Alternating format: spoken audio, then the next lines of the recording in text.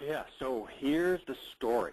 I'm walking down Mass Ave. I'm just outside Central Square here in Cambridge, Massachusetts. The year is 2004, and I'm running the cold call bidding process as the owner of the local fish window cleaning franchise. I'm not immediately discouraged as I approach a store with the following sign in the window. We do not accept solicitors of any kind, at any time, for any reason, under any circumstances, ever. See, at this point, I had been selling for a while, so I knew that I could safely ignore that sign. So I start to push the door open, and there, right at eye level, is a second, more strongly worded sign. Hey, we mean you. If you are here to sell us anything, anything at all, we ask that you please do not come in. Now, I'll admit that I paused for a second, but the franchise system for selling clearly states that you have to walk into every single store. So I put a smile on my face, push the door open, and enter the store. Up at the counter, I encounter a third sign that says, "Stop. If you are here to sell us anything, we really do not want to talk to you. Please go now." Now, even back then, I was a pretty hard guy to discourage. But this sequence had me ready to tuck my tail between my legs and sneak out the side door. There was only one problem. I had already caught the eye of the guy behind the counter. He glanced at me. "How can I help you?" And you know what? As a salesman, sometimes you just have to take your lumps. So I said, "You're never going to believe this, but I was wondering if you'd like a free window cleaning estimate." I braced myself for the response. This guy looks up at me. He looks me square in the eye and says, "Oh, yeah, that'd be great. Can you write something up for us?" It was at that moment, in that precise moment, that for the very first time, I fully understand that you always have to start a conversation with everyone.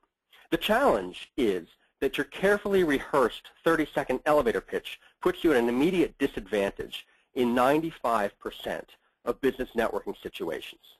See, the 30-second elevator pitch gets its name from this idea that you find yourself in an elevator with a top prospect, and you only have 30 seconds to state, 30 seconds between floors to state your case.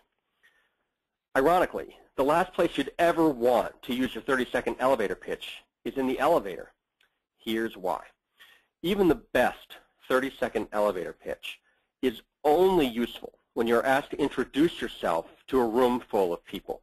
We've all been at those kinds of events. You go around the room, and everyone has everyone else's undivided attention for a full 30 to 40 seconds to talk about your best customers so that other people can bring you leads that are most like your best customers. That's really the best case scenario for your 30-second elevator pitch. Today, we're going to be talking about, we're going to give 3 elevator pitch examples for the other 95% of the time. The time when you're interacting with people one-on-one, the time that you're in open networking kind of environments, and the environments where you give your 30-second elevator pitch and then you go out and you meet with people. So anytime you're out on the floor talking with people one-on-one or in small groups, I call this the conversational elevator pitch, because one-on-one, if you're using a rehearsed 30-second elevator pitch, it's awkward at best, right? That's why people's eyes glaze over, because you're giving a monologue instead of starting a conversation. Now, speaking of conversations, when I talk about conversations, I always think back to my college roommate. One of my college roommates, this guy Steve, he's from Italy. And he had a tough go of it the first couple of weeks he was at school. And his problem was that in Italy, apparently, if people ask you what's up, they really want to know. Like, they're interested in the minutiae details of your life and everything that's going on. And in the U.S., when I was in college, the appropriate answer to what's up was, what's up? It was kind of like, hello. And so it actually took us an intervention with Steve to get him to realize that, he felt people were scurrying away from him. He felt he couldn't understand why people were running away when he launched into his 10-minute monologue of everything that was going on in his life. And so it took an intervention from us to get him to realize that what people were really doing is saying hello. And the first example, though, we're going to talk about is that opportunity, right? He had people running scared from him.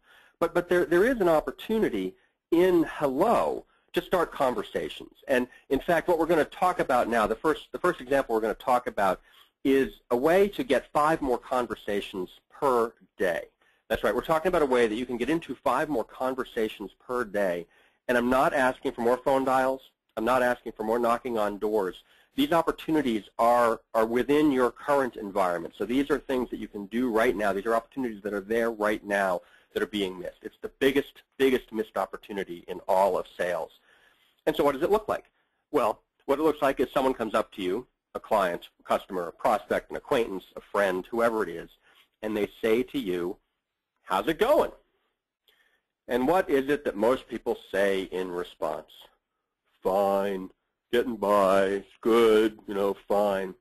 This is the biggest missed opportunity in all of sales. And so what I'm going to suggest right now, this is called elevator pitch examples. So what I'm going to suggest right now is a template that you can use when someone says, "How's it going?" What I'm going to do is share the template, and then we're going to share some ideas, and I'm going to get you thinking about ideas you can use in your world, because what we're looking to do, again, is start the conversation. So what I'm going to suggest that you say when someone says, "How's it going?" is say, "Awesome. I just," and then give an example of something awesome that you just did. For example, "How's it going, Andy?" "Awesome. I just shared an elevator pitch example for starting better conversations." And so people listen to this, and the big question I get is, well, but what happens if the conversation doesn't start? And I like to tell a quick story about the window cleaning business. When I started the window cleaning business, I was looking into businesses and looking at the window cleaning business, and I went into 3 stores that I knew people there, and I kind of asked them about window cleaning. I kind of asked them what they were doing and what they were interested in, and I got really vague responses. It made me a little squirrely about the whole window cleaning opportunity. And so I called the guy over at Fish Window Cleaning and said, "Hey, I had this experience, and what do you think?" And he laughed, not at me, but he said, he said, "That's good." He said, "I appreciate that you're doing the research." He said, "Understand that the systems," he said, "first of all, you weren't using our system." He said, "Second of all, the system we use assumes that you're going to be talking to 50 people a day every single day. And when you talk to 50 people a day, then the averages start to make sense in what you're looking to see." And when we talk about business networking, it's really the same thing, that you're not always going to start a conversation. I will say that if you want a tip, if you say something like this and it falls flat, then what you do is ask them a question back, and a really good question to ask. If you're looking for a great icebreaker question, a really great question to ask is, "Have you been to a lot of these events?" So once again, a good question to ask if you're looking for an icebreaker, if you have kind of a pause in conversation. Have you been to a lot of these events? Because then you'll figure out whether they're a newbie or somebody who knows what it is. Maybe they can introduce you to people. It's a really great way of restarting the conversation. Once again, when we talk about elevator pitches, what we're really looking to do is over time, right, over the course of a night, you're going to talk to 20, 30 people or something like that, and you're looking to start 3 to 5 conversations. That's really what you'd expect it to be. In the best case scenario with a great elevator pitch, I see people generally starting 3 to 5 conversations, and so that's kind of how you look at it. So again, I want to give a few more examples of this. So we've got this awesome, awesome. I just shared an elevator pitch example. Another thing you could say is, "Awesome. I just hit the game-winning home run for my softball team." And the question I always get here is, "Well, Andy, it seems a little weird to, use a personal story. It seems weird to use a personal story when you're talking in a business context." And yeah, I'll be the first one to admit that there are certain personal stories that have absolutely no place in any sort of business context. But maybe you find someone who also likes baseball, and you can start the conversation about baseball. Maybe you can find someone who likes traveling to Mexico, and you can start a conversation about, tourist traps to avoid in Mexico. There are all sorts of opportunities to start conversations. And yes, in a business situation, it's probably better to use a business example, but you don't always have to. And I encourage you to play with it a little bit to see what feels comfortable. I'll also say that you don't have to use awesome. If you're sitting there saying, "Well, awesome, it's just not really my style. Like, that's not something I would ever say." That's fine. I don't mind that at all. But I encourage you to use some superlative: fantastic, incredible, superb.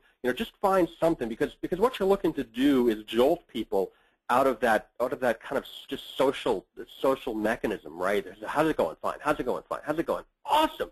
Oh, really? It's going awesome. I haven't heard that all day.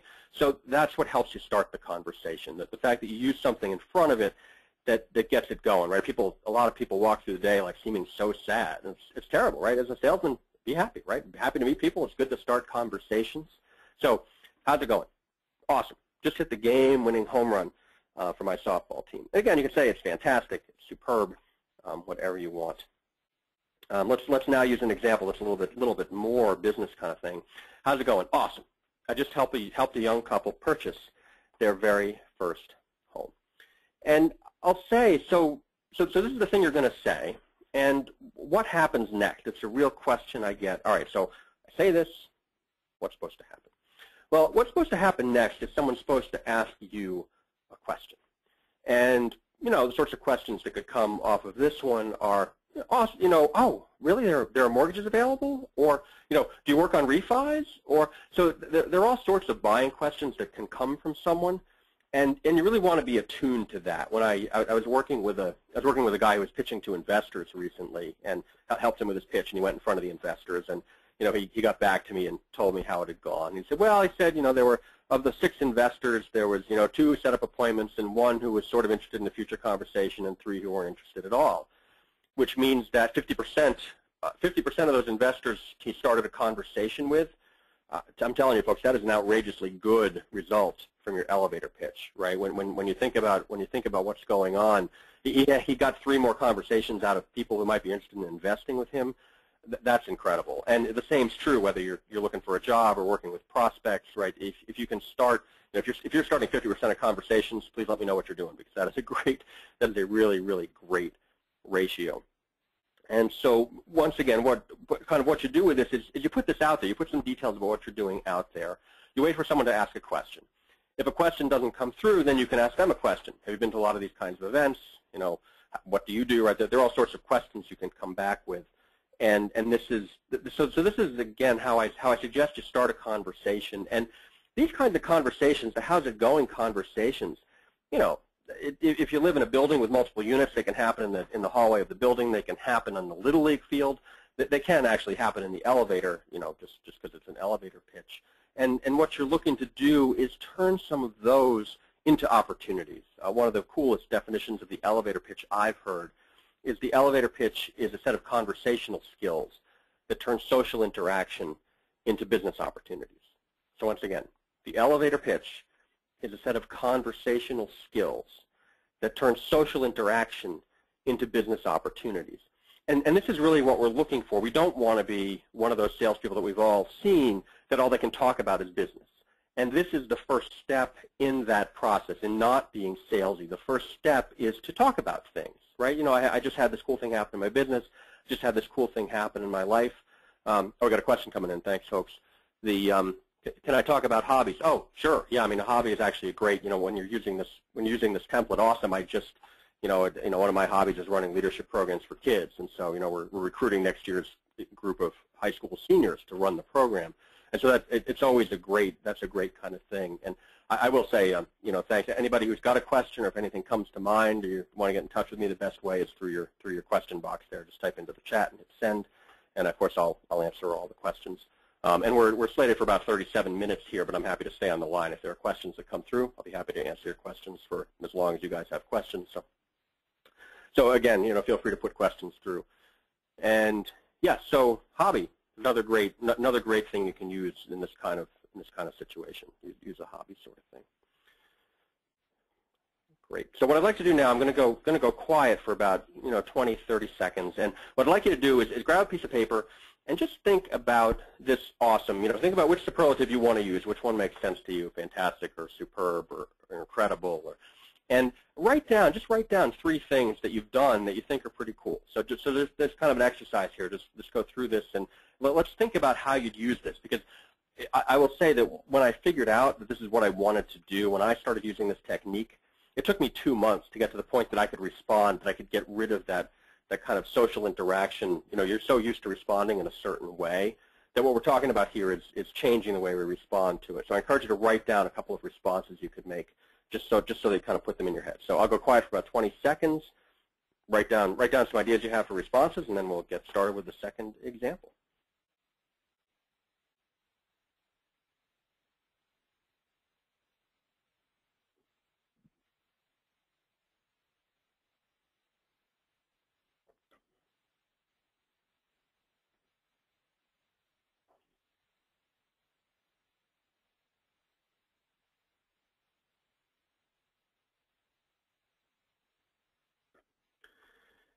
Excellent. And again, as you come up with ideas, feel free to send them through. I can share them with people, and that's where we come from.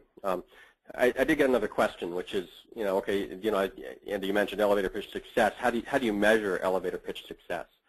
And that's a really good question. So let me spend a minute on it. So, what I differentiate between the two, between kind of the 30-second elevator pitch that you use to introduce yourself to a crowd versus the conversational elevator pitch. So when you have a solid 30-second elevator pitch that uses customer examples and has a great call to action, you expect to get 3 to 5 leads off every 30 people in the room. So if you give your elevator pitch to a room of 30 people, you'd expect to get 3 to 5 leads. When I talk about a lead, I mean somebody who says, I have someone you can talk to, you're looking for this, and this is someone you can talk to about that. You do expect to get that sort of response from your elevator pitch. When you're talking about your conversational elevator pitch, it's more that you're looking to have about 3 people, over the course of an evening and networking, you're looking to have 3 people that you had an interesting enough conversation with that you want to continue the conversation. And so when we talk about measuring success, those are kind of the 2 things that I use. You have 3 to 5 leads from your 30-second elevator pitch, or 3 conversations you feel like following up with from using your conversational elevator pitch. Again, thank you. It's great questions coming through. Keep the questions coming. So let's talk about. So let's move on to the second example now. There's this idea in LinkedIn of a headline, and I really like to think of the elevator pitch as a headline. It's a way of catching someone's attention. I talk a lot about grabbing someone's attention, and it's only the first step in the elevator pitch, but it is absolutely a necessary step. And what we're going to talk about now is the most common question that's asked. When you talk about a networking event, there's really only 3 questions you're ever going to be asked. How's it going? This next question we're asking, and the third question that we're going to talk about today are the only 3 things you need to prepare for. And so this question, when you're at a networking event, the most common question people ask, of course, is what do you do? And I was having an interesting exchange online with another elevator pitch person who was saying that he wants to change the question that people ask, right? He wants a better question to be asked. And I'm all for that. I do know that 99.9% of the questions I get asked at business networking events is what do you do? And so in my job to help prepare you for going to networking events, it's important to have that, to take that approach. And so when someone says, what do you do, the best thing, the template we're going to work on, and I'm going to give a couple examples here of kind of how this might look and how you can change it to make it a little better for starting conversations. But the template I like for what do you do, and again, this is just one style, just giving you one example here, but I help a group of people take some action to get some result. So once again, when someone says, what do you do, I help a group of people take action, get some sort of result. And of course, a lot of people, when they say, what do you do, they answer with their profession, which is fine. I'm a lawyer, I'm an accountant. And what we're looking to do, again, here is start conversations. We're looking to give people something to hang on to, something for people to ask us questions about. And the challenge you run into if you say, I'm a lawyer or I'm a graphic designer, is that you get lumped into everyone else that they know who's of that ilk, right? And that may or may not be true for you, right? It may or may not be the case that you are like, and in fact, it's most likely that you are unlike everyone else. And we're going to talk about that as we work through this template. So the idea is that I help a group of people take an action to get some sort of result. And so the first example, let's talk about, we all know realtors, right? And so I have a lot of clients who when they start out with working with me, they say, well, I'm a residential realtor, right? And the interesting thing about that is that it doesn't really tell me how I'm going to interact with you, right? I know you have something to do with buying and selling houses, but none of my friends are looking for realtors necessarily. There's no real, that's not a question that's really coming to me in terms of giving you a lead. And so instead of saying that you're a realtor, you can use this template and say, I help young couples purchase their very first home. And the first response I always get when I suggest something like this, especially to a real estate agent or a mortgage broker or something like that, is they say, but wait a second, I do refis and I help older couples and I help families and there's all these other things that I do. And what I like to remind people of with the elevator pitch is that the elevator pitch is about starting the conversation. And so what you're really looking to do is get people's attention. And if you say that you're a residential realtor, you're probably not going to get a lot of leads. You're probably not getting a lot of leads. Whereas if you just change to say, I help young couples purchase their very first home, you'll get a lot of questions. People will say, oh, so are mortgages available? And you can say, of course, mortgages are available. There are all sorts of programs we can help you with. Are there houses in Cambridge? Of course, I can definitely help you with houses in Cambridge. Do you handle refis? Yes, I can definitely help you with refis. And any of these questions, any of the questions that I've just gone through are a success in your elevator pitch, right? When we think about what the elevator pitch is about, you don't close the sale in the elevator. The elevator starts the conversation so you can close the sale later on. And so what we're really looking to do is start the conversation, and details, very specific details, help with that. And the next question that people have, of course, is how do I decide which details to use? And the answer I'll give to that is that, when I'm working with my clients, I tell each one, we can sit at our desk and think as hard as we can about what's going to work, right? What's going to start conversations. And over time with the people that I've worked with, I've developed some good instincts.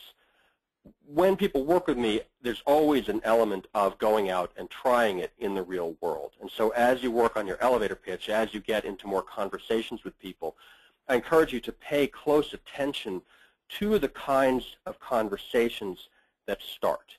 And that's really the way that it works. What you're looking for is something that actually starts those kinds of conversations. And if you go to a couple of networking events and you're using something and you're not getting into the right kinds of conversations, then it's time to try something else. And again, I don't recommend using it for one or two people, but if you've used it at a couple of different events and you're not getting the right kind of response, that's a good time to hit my website to get some more resources or to get some ideas off the email newsletter. To kind of move you forward, give you new ideas for things to try. Not everyone likes working with young couples, and so you could be a refi expert, you could be an investment property expert. There are all sorts of things you could be.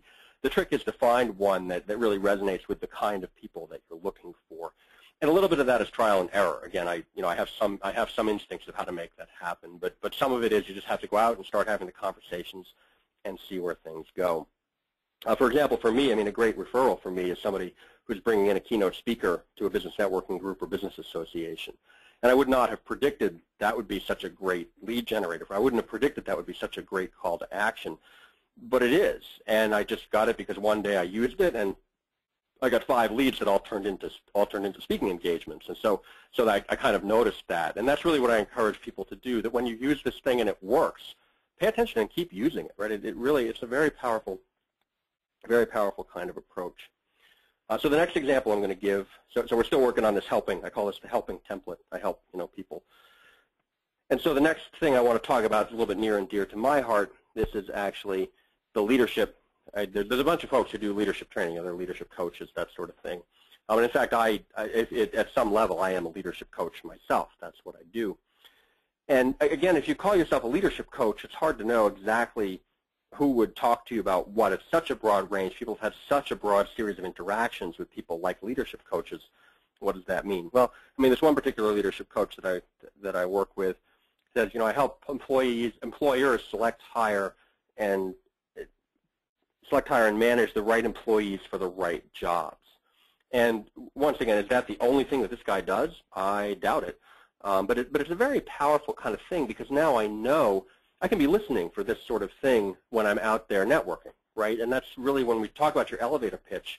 The real power of your elevator pitch is that you put in people's heads what it is that they're looking for you. So anybody who's complaining that they don't have a big enough team, or they don't have enough people, or their interview process is bogging down, that's a really great referral for this guy. And so again, this is the helping template. I help employers. He's very specific about who it is. Select, hire, and manage the employees. And so again, when we talk about this, I like to talk about being really, really specific. For myself, I used to call myself a leadership coach or a leadership trainer. And when I switched that, what I really am is a communications coach. Once again, nobody's looking for help with communications. People are looking for help with their elevator pitch, right? There's a specific kind of communication that people find very helpful. And so that's really what I'm talking about here, that you're looking to respond to a kind of generic question that's, that it's kind of a fishing expedition. What do you do? People aren't sure what's going to come back, but they just ask it because they don't really have anything better to ask. And so the challenge for all of us, the challenge for all of us who are growing our business through business networking is to have a response to this question that generates some kinds of questions and puts in people's heads how they can help us. I'll give one more example before we come off this of somebody who put something, put their elevator pitch in my head, and it's the business lawyer that I now use. And I met him, it was probably 5 or 6 years ago now, and he said something as part of our business networking that really hit me. He said, he said I was working with this guy, and I wish he had called me before he took this action with his employees, because I could have saved him a lot of litigation. Could have saved him a lot of trouble with the government, a lot of trouble with his employees. Like he did something that just wasn't. It seemed okay. It seemed okay when he did it, but it was really kind of a bad idea, and he could have headed that off at the pass. And about 3 years later, I was facing a similar sort of situation. I had an employee issue, and I knew I needed help. And it was in my head that I should call him before I did anything, and so I did. And so again, when we talk about when someone asks you what do you do, what you want to be thinking about is how do you put in their head the right time to call you, right? Because even if the person in front of you is going to become your best client, today may not be the day, right? You have no way of, statistically, today's not the day they're actually looking for what you have to offer. And so what you're looking to do is to put in their head when the right time is to call you. And that's the other thing I look at, right? I mean, this example we have up here, select, hire, and manage their employees. It's pretty clear when someone's run aground of that, pretty clear when you would want to reach out and make that happen. So the second example we've been talking about is what do you do? And again, I recommend I help a group of people take some action that creates some sort of result. And once again, I'm going to go quiet for about 20 seconds now. I'd like you to take that same piece of paper and work on this template a little bit. What would it show? And if you're having trouble, feel free to send it through the chat box, and we can kind of work on it as a group here. But once again, so I help a group of people take a certain action that gives a specific result. So think about that for a couple of seconds.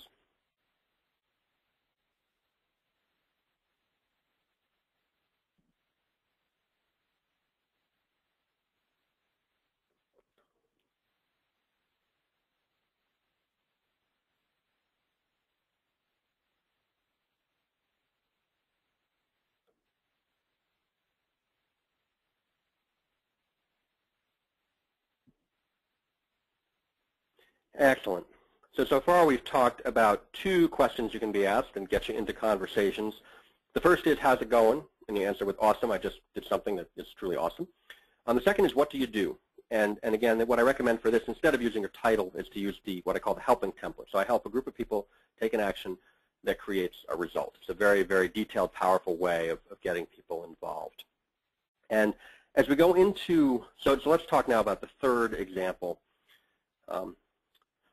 Once upon a time, there was a woman who called herself a glass artist.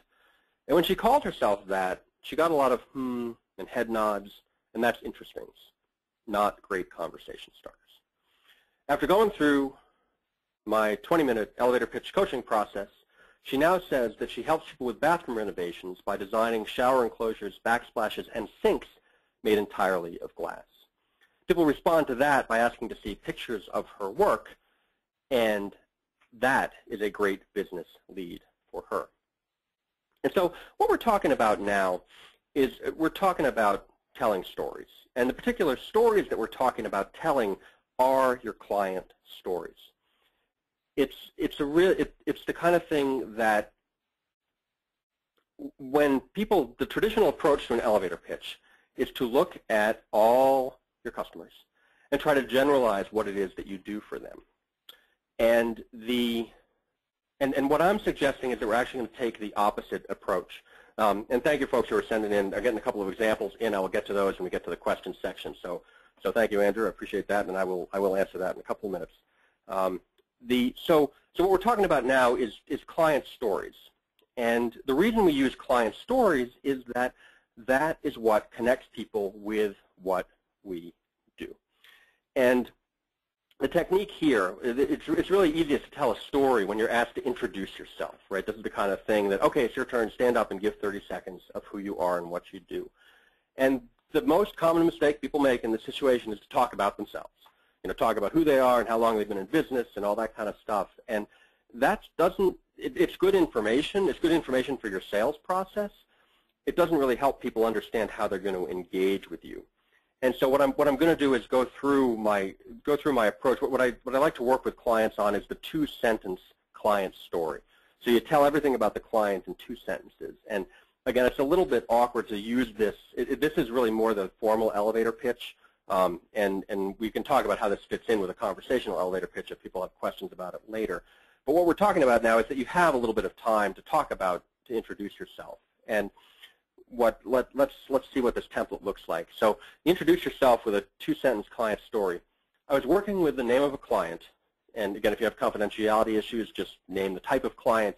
But really, if you can name the client, I recommend naming the client. So I was working with the name of a client who had a particular problem, right? That's what we're all doing here. We're all solving problems, helping clients with problems. So I was working with the name of a client who had a particular problem.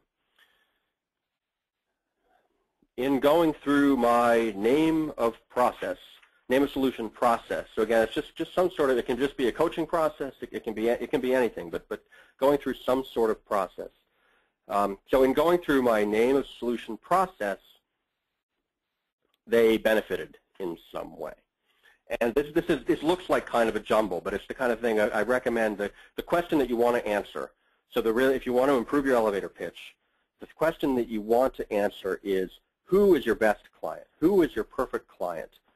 I'm not talking about a generalized perfect client. I'm talking about somebody you work with who is right in your wheelhouse, is someone that loves your solution, loves the work that you do for them.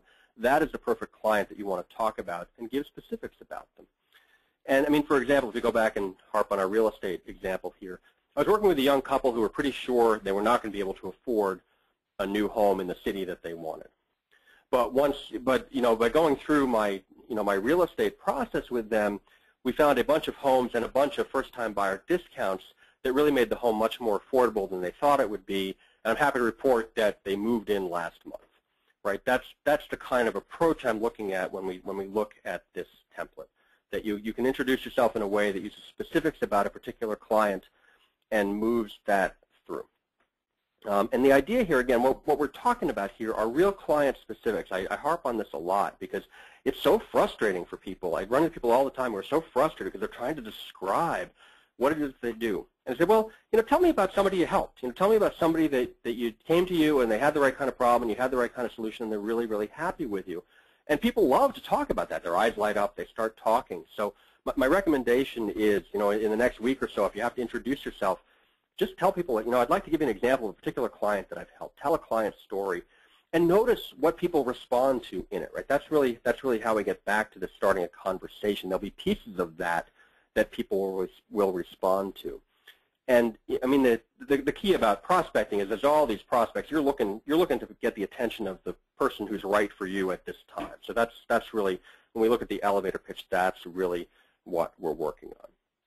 So again, the third example we've talked about is this introduce yourself. And if you go to improvindia.com/examples, I actually have a bunch of, we've gone through this a little bit quickly, but there are a bunch of examples there. And in fact, I can show you a little bit of that right here. So you can see that out there is commercial real estate, employee benefits, financial advisor. These are all stories that immediately differentiate these people because it's a customer they've worked with. No one else is working with their customers in their way, and it immediately gives you a way for people to interact with you. So I encourage you again to go back, go take a look at improvindia.com/examples. There's tons of examples out there of how to get moving with that. And again, I'll take questions in a second. Keep the questions coming if you have questions that are coming out of all this. I will also say that, I feel like this webinar kind of stands on its own. I certainly hope you've gotten some value out of it. If you're interested in more, in more information about setting up client stories or anything like that, my next elevator pitch workshop is coming up on November 3rd. So way to make your elevator pitch come alive, become happy once again with what you're saying, be excited to share it with people. It's a 75-minute interactive webinar. I limit it to just 15 people. And so this discount I'm talking about is good forever, but once the seats are filled, the seats are filled. So you can go to improvindia.com/workshops, enter the code webinar, and you get a 35% discount on that if you're interested in working more on your elevator pitch. And just kind of in closing, I want to say that the real good use for an elevator is celebration, right? When we talk about the elevator pitch, again, the whole idea is that in the elevator is where we start the conversation. It can be a good place to celebrate when you finally close the sale.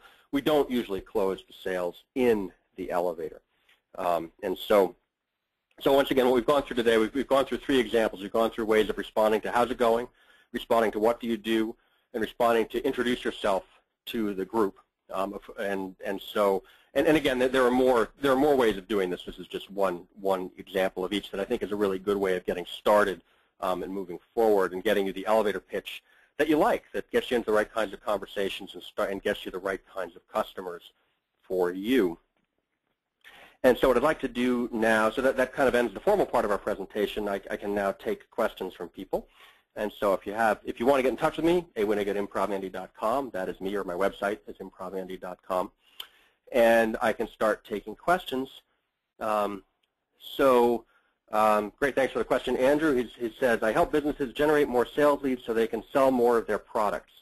And that's good. That's a great start. I really appreciate you sharing that with us. What I'd like to suggest is use a specific example of a product that sold more. Use a specific example of sales leads that came in so that, and again, because it's right now you've said it in such a general way, sales leads so they can get more of their products. That could be anybody. I mean, everybody claims to do that. But, I helped this widget company find a new marketing platform that was, that increased their sales by 35%. That gives people more of a sense of what you do. So I encourage you, if you have some more examples, you could do that. And another question, great. Is it rude to respond to someone saying, introduce yourself with a story? No, it's a good question. I think that it's a little bit awkward to launch into a story if someone says, what do you do? Right? Because the what do you do, again, it's a little bit like social grease. So it's not really, they haven't really given you permission yet to share a whole story. But if someone asks you to introduce yourself to a group of people, first of all, everyone else is usually introducing themselves as well. And second of all, the way to smooth that out, I don't think it's rude, I think it's a little bit awkward. The way to smooth it out is to say, I have a pretty broad practice, I'd like to share a particular story with you. Or, let me share an example of a recent client success I've had. And it's out of the realm of what most people will be doing. There's no question that what you're doing here will stand out because no one else does it. But I don't know why everyone else doesn't do it, because everyone I know who uses customer stories gets a lot more leads. They start a lot more interesting conversations, get a lot more leads. And so, no, I don't think it's rude to tell people stories. And I think that as human beings, we're really geared to storytelling. Like if you say once upon a time to people, they lean in and they listen. And if you stand up in front of a group of people and say, let me tell you a quick story about a client that I just helped. Watch them lean in and listen to what you have to say. It's so refreshing. It's so refreshing to get a story rather than leads and business growth and all these generalized terms that sound good and are what you do, but doesn't really give us a sense of the details of your work. Thank you. Those are great questions. What else have we got? Oh, great question. Yep. How do I get out of a conversation? It's a really good question. We've been working all the time on starting the conversations, but you can find yourself trapped in a conversation. When you're networking, of course, you're looking to interact with as many people as you can so you can figure out who you want to follow up with. That's kind of the basics for me of business networking. And the best way to get out of a conversation, I think, is just straightforward honesty, right? You're generally at a business networking event. And so the key is to hold out your hand to shake their hand, because it's very hard to continue talking to someone once you've shaken their hand. Like it kind of closes it down. So reach out, shake their hand, and say, "Oh, I love talking with you. I'd like to continue the conversation at some point. Right now I'd like to go meet other people." And there's nothing rude or out of bounds about that. They want to be doing the same thing. It's just that they're not sure how to get out of the conversation either. And whether you want to continue the conversation or not is a separate issue. If they want to continue it, they can respond to you. Or if you don't like saying that, you can just say, "It's very nice to meet you. I enjoyed talking to you. Good luck with the rest of your networking. I'd like to go meet some more people." So that's kind of a nice social grease way of getting out of conversations. And everyone knows they're supposed to talk to a lot of different people at these events. It's just sometimes easier to clump together. That reminds me of another suggestion I have, which is if you're at an event with a bunch of people that you know, or you're going with somebody that you know, rather than huddling with them and talking with them, say to them, "Hey, let's go meet some people." And then you can introduce yourself to each other's contacts, right? There are other people in the room. They know they can introduce you. You can introduce them to people that you know. It's so much more powerful being introduced by someone else, especially somebody that knows the person you're being introduced to. So I encourage you, if you find yourself at an event with people that you know or people that you've networked with, really take advantage of the opportunity to network with them, right? To kind of lean on them to introduce you to people and to do the same for them. Great other questions. I'm just looking through. How do you get people to ask you questions? Yeah, that's a really good question. and what I'll say is that when you're talking about engaging in conversation, there are only two ways of getting into a conversation. You can ask a question or tell a story. And that's why I don't feel like stories are really a rude approach, because people love stories. I mean, you tell stories all the time in your personal life, right? How was your weekend? You start telling a story. You know, how are your kids doing? You start telling a story. So stories are really the way that we communicate with each other, the way human beings interact. And questions are the way that you get people to tell you stories, and so they kind of work together that way. In the context of the elevator pitch, people are already asking you questions. So whatever you're saying to people to start the conversation, you're getting questions out of it. You might see the puzzled look on somebody's faces. They don't understand what you're talking about, but that's a question. I mean, that's a response that they're having to you. So in that way, they are asking questions, and the work that I do with my clients is to tune the kinds of questions that are being asked. So once again, it's not so much how do you get people to ask the questions, it's how do you get them to ask the right questions. And that's a combination of a little bit of trial and error and about having the right kind of story. You know, another example from my world is that a lot of the work that I do is based on improvisational acting techniques. But if I breathe a word of improv in any of my elevator pitches, I start talking about Drew Carey. People are like, oh, do you know Drew Carey? I love him on Whose Line Is It Anyway? And I also think Drew Carey is an amazing talent. Like, it's incredible. It's incredible what he does and who he is. It doesn't have anything to do with elevator pitch coaching. And so that was the kind of question that really didn't get me in the right direction. And talking about myself as an elevator pitch coach is more, you know, the question I most get when I say I'm an elevator pitch coach is people say, oh, so you're a sales coach. And I can say, no, actually, you know, there's that moment of interacting with your prospect for the first time. And that's really where I work with people, how to get that initial conversation going. And once that conversation is going, then you're in the sales process, and that's kind of out of, you know, I'm a good salesman. I know how to sell, but I don't really know how to teach how to sell. I know how to teach people how to start these conversations. So that's where that comes from. These are great questions, folks. Keep them coming. Keep them coming. Okay, here's another good one. So there's a good question. Why talk about customers? And it is a little bit uncomfortable when you're starting out to use customer stories. And mainly it's a societal thing for us that the way the elevator pitches work is that you generalize and generalize and generalize. And so you don't actually have to, people use words, and they're powerful words and good words. They just don't set you apart. They just don't give any details of what it is that you're doing. And I mentioned earlier that I'd be happy to get people to start asking a better question at networking. And the question I would like to hear people asking is, so tell me about a recent client success. Because I find that when I'm sitting down with someone and they start talking about their clients, I learn more about what they do than I could learn. Sometimes I learn more than I've learned over the course of years working with them. Right? When they start talking about a client, again, their eyes light up, and it's incredible. So I really think that talking about customers is the key. And it feels uncomfortable right up to the point that you start getting an avalanche of leads, right? Right to the point that people's like, oh, I get it. Now I get what you do, and here's somebody you should talk to. Here's somebody you can make contact with. So that's really the kind of response I have to that. A couple others coming in. So let me read, see what we got.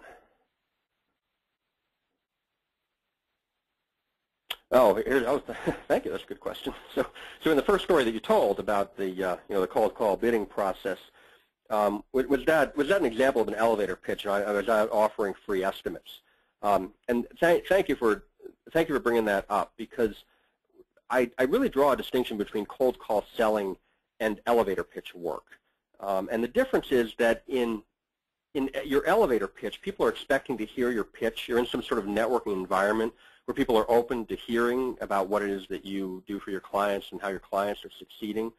Whereas in cold call sales, you're looking to grab their attention a little bit of a different way. You're really looking more to have them, you're looking more to get them into a conversation where they're not expecting the conversation.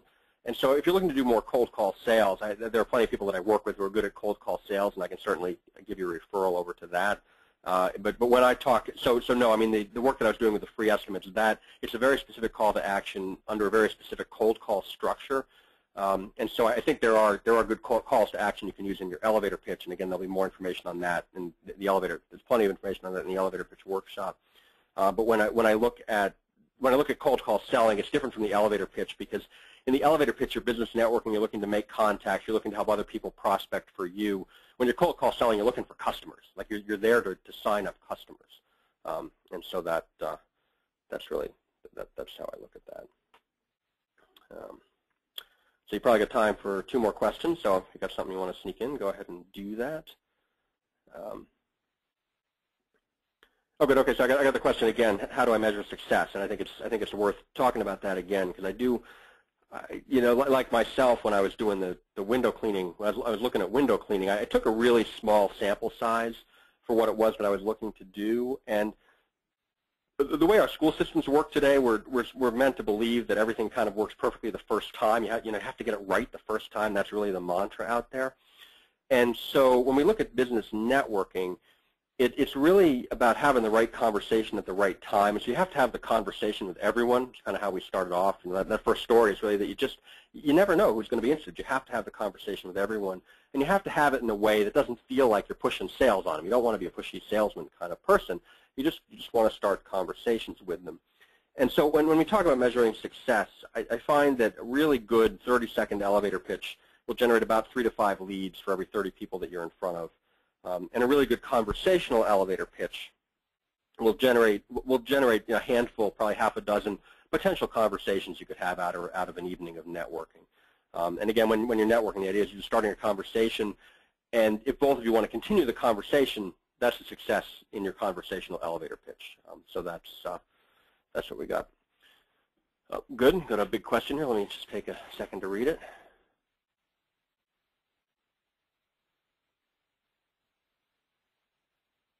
Oh, great. Thank you, Joanne. That's a great question. So the question is, the goal of my interaction with prospects is to get contact information or set up a meeting or to get contact information with the person in their organization. So you're on the border there between sales and business networking. And so if you're actually prospecting, if you're kind of cold call selling and prospecting to get that kind of information, you just have to ask for it. But what you're really looking to do is develop that rapport.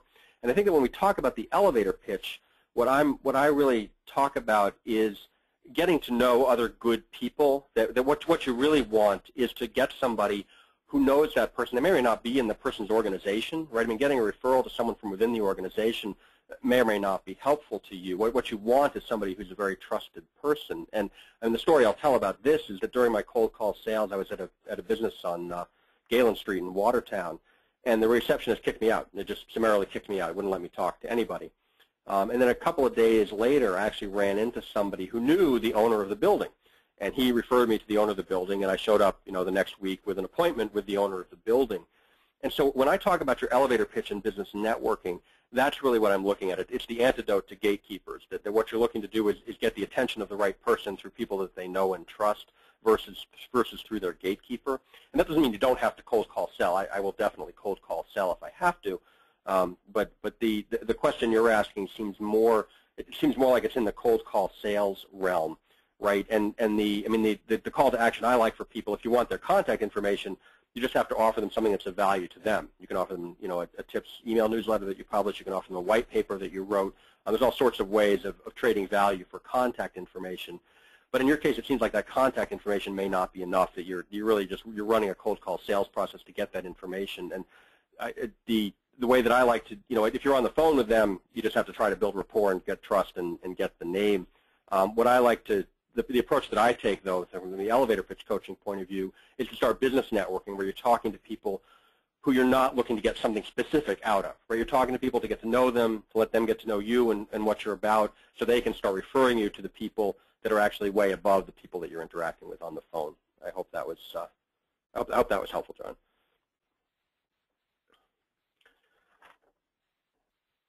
Great. Time probably for one more question if anyone has a question.